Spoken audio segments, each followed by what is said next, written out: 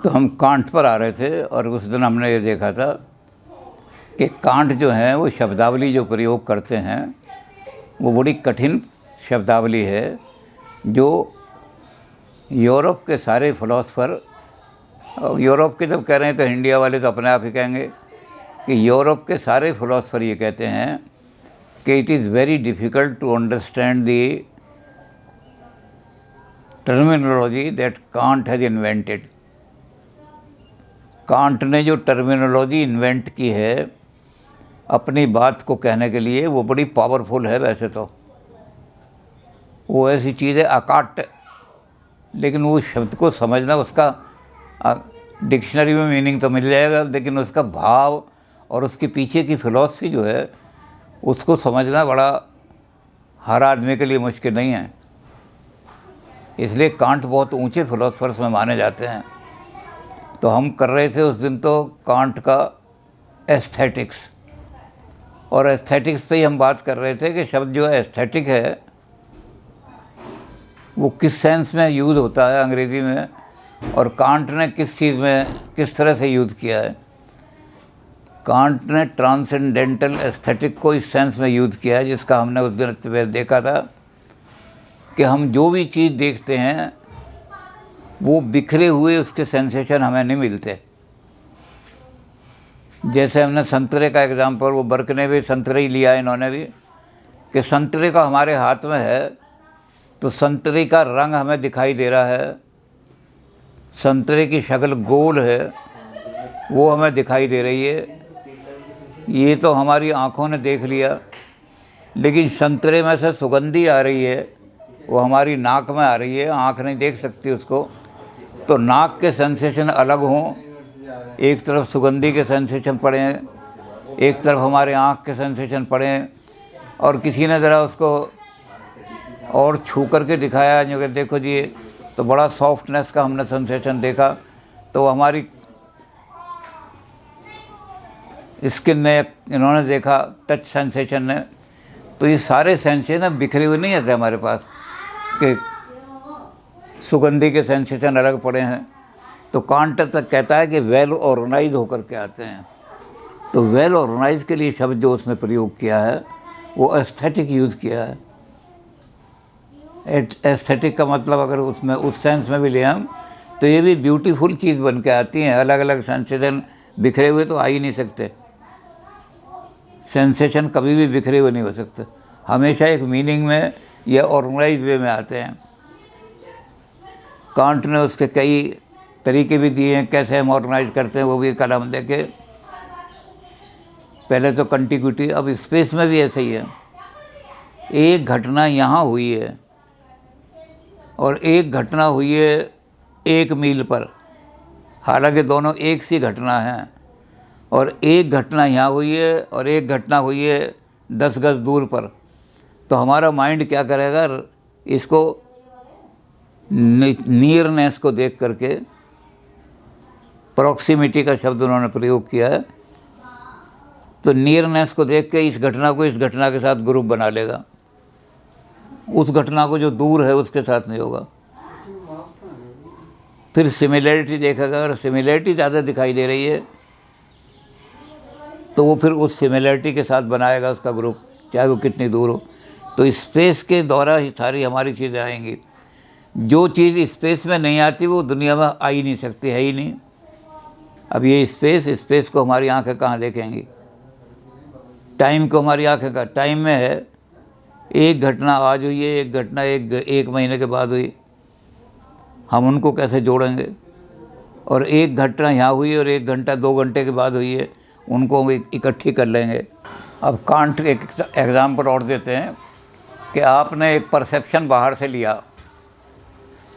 और उस परसेप्शन को आपने स्पेस में लिया। स्पेस जो होती है, ज्योमेट्री स्पेस की साइंस से डील करती है।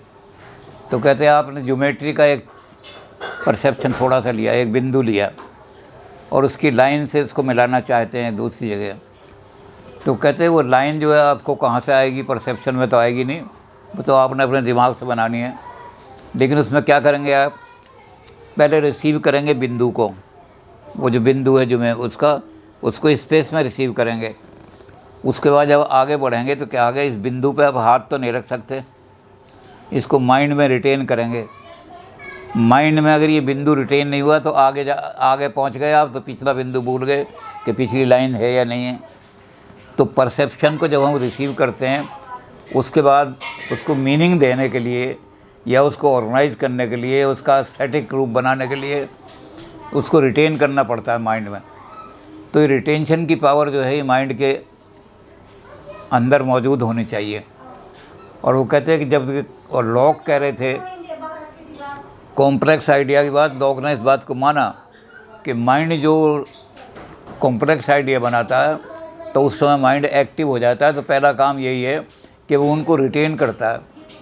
एक सेंसेशन को दूसरे सेंसेशन के साथ जोड़ना है, तो अगर पहले वाले को रिटेन नहीं किया तो ये दूसरा वाला आपने देख लिया, पहला वाला निकल गया, आपके माइंड से भूल गए, तो कैसे ऑर्गेनाइज करोगे आप। तो एग्ज़ाम्पल तो संतरे की देते हैं कि संतरे का अपना एक पहले ये किया कि उसका रंग आपने देखा, और जब आप रंग को देखने चलने लगे तो गोराई जो है, गोराई कब आपने देखा तो गोराई आपके माइंड में रह गई, रंग निकल गया, तो क्या संतरा बनेगा, क्या दिखेगा आपको। तो माइंड की रिटेंशन पावर इनको सबको ऑर्गेनाइज करने के लिए, उस रिटेंशन के पावर के साथ साथ माइंड जो है मेरे को मेमोराइज करेगा। माइंड ने रिटेन तो कर लिया पर रिप्रोड्यूस भी कर सकता है या नहीं कर सकता। जो चीज़ हमने रिटेन की है तो माइंड की दूसरी पावर होगी। अब वो पावर जो चीज़ें दिखाई तो नहीं देती हमें, ये माइंड के अंदर मौजूद हैं सारी, इसलिए उसने इनको ए प्रायोरी कहा है। ये अनुभव से नहीं आती चीज़ें। रिटेंशन को हम दिमाग का ऑपरेशन करके रिटेंशन थोड़ी देखेंगे वहाँ। तो ये रिटेंशन करेंगे, फिर उसके बाद उसको मेमोरी करने की, रिपीट करने की, मेमोराइज को कहा, रिपीट करने की पावर माइंड के अंदर होनी चाहिए। माइंड उसको रिपीट करेगा, पहले रिटेन करेगा फिर उसको रिपीट करेगा, और रिपीट करके दूसरे के साथ जोड़ेगा उसको। और उसके बाद जब जोड़ेगा तो वो कहेगा कि पहली जो चीज़ थी मैंने, उस पहली चीज़ को मैंने वैसा के वैसे ही जैसे रिटेन करना था वैसे ही कर दिया या कुछ चेंज हो गई, तो वो उसको रिकॉग्निशन करनी पड़ेगी। तो कहते हैं इसलिए माइंड जो है, कभी भी आप जो चीज़ लेंगे उस आदमी को मीनिंगफुली देख ही नहीं सकते आप। और परसेप्शन हमारे सारे जो होते हैं क्रूड परसेप्शन तो होते हैं, लेकिन उनके बारे में वो 1 या 2 सेकंड के लिए होते हैं क्रूड, बाकी एकदम मिल जाते हैं। तो जो सारे मिक्स परसेप्शन हो जाते हैं उस माइंड के अंदर, स्पेस के अंदर, टाइम के अंदर, मेमोरी के अंदर, रिपीटिशन के अंदर, रिकॉग्निशन के अंदर, ये सारी चीज़ें माइंड के अंदर से निकलती हैं। और जब माइंड इन चीज़ों को सबको लागू कर लेता है तब वो चीज़ जो है मीनिंगफुल हमारे सामने आती है। All perceptions are meaningful perceptions, कोई परसेप्शन मीनिंगलेस नहीं होता।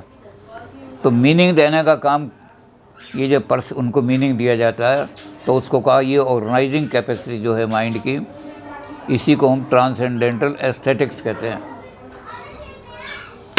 ये साइकोलॉजिकल के लॉ सारे कांट ने इसमें लगा दिए साइकोलॉजी के, कि साइकोलॉजी कैसे कैसे ऑर्गेनाइज करती है चीज़ों को। हम ग्रुप बनाते हैं साइकोलॉजिकली। ख़ास तौर से वो कहता है जब हम टाइल्स लगाते हैं चर्च में, तो उन टाइल्स में हम क्या करते हैं कि इस तरह उनको जोड़ते हैं कि एक हमारा जो स्लैब है उसके पास, उसके पर जो स्लैब बनी हुई है ईसा मसीह की, उसको किसी तरह ऐसे जोड़ें कि ईसा मसीह का हाथ इधर की मूर्ति के हाथ से जुड़ जाए। नहीं तो एक स्लैब को हम इधर जोड़ देंगे तो हाथ उधर रह जाएगा, ईसा मसीह इधर रह जाएंगे। तो ये सारा काम कि कैसे कौन सी चीज़ को किसके साथ जोड़ना है, ये सिलेक्टिविटी भी माइंड के अंदर ही होती है। तो माइंड की पावर को जिन्होंने, तो इसलिए उन्होंने कहा कांट ने कि whatever they asserted was right and whatever they denied was wrong. जो उन्होंने असर्ट किया कि इस तरह सेंसेशन आते हैं, ये आते हैं, वो आते हैं, ये तो बिल्कुल ठीक है, यहाँ तक तो ठीक थे। लेकिन जब उन्होंने कहा कि माइंड बिल्कुल पैसिव होता है और माइंड के अंदर आइडियाज़ आके माइंड ऐसे रिसीव कर लेता है ऐसे उनको, तो कहते हैं ये जो डिनाई किया माइंड की पावर को, ये रॉन्ग था। तो मैं इस तरह से कांट ने एस्थेटिक्स के द्वारा स्पेस और टाइम का कंसेप्ट भी दे दिया।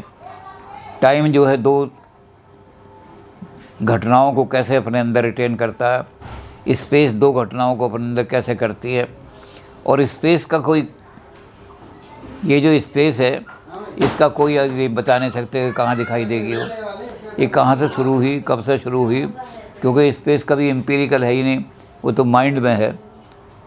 तो इसलिए उसने सारा इसको बना करके कि ए प्रियोरी सिंथेटिक जजमेंट इस तरह बन जाते हैं।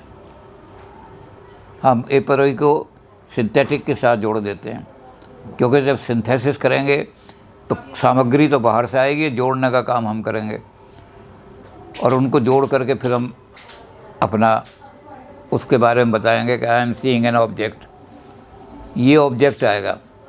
अब ये ऑब्जेक्ट जो है, जब हमारे पास आता है ऑब्जेक्ट, तो हमारी दूसरी फैकल्टी काम करने लगती है, वो एक्टिव हो जाती है दूसरी फैकल्टी। उस फैकल्टी का नाम इन्होंने दिया है ट्रांसेंडेंटल एनालिटिक।